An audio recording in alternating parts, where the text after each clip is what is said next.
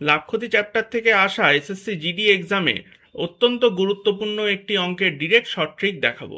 বলছে যদি কোনো বস্তুর বিক্রয় মূল্য 3 গুণ হলে লাভ 4 গুণ হয়, তবে বস্তুর লাভের শতাংশ কত হবে নির্ণয় করতে বলেছে। ঠিক আছে, তাহলে এখান থেকে ডিরেক্ট আমরা লাভ এবং বিক্রয় মূল্যের রেশিও পেয়ে যাব।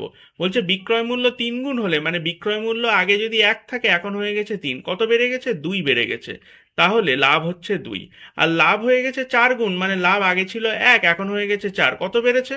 3 বেড়েছে, তাহলে 3 হচ্ছে বিক্রয় মূল্য। তাহলে বিক্রয় মূল্য যদি 3 হয়, লাভ যদি 2 হয়, তাহলে ক্রয় মূল্য কত? 3 থেকে 2 বাদ দিলে 1। জানতে চেয়েছে কি লাভের শতাংশ কত, অর্থাৎ 1 টাকা ক্রয় মূল্যে 2 টাকা লাভ হয়েছে, কত শতাংশ? ইন্টু 100, অর্থাৎ 200%। Answer D. এই অঙ্কটা বুঝতে পারলে পরেরটা নিজেরা করে কমেন্ট বক্সে জানাও।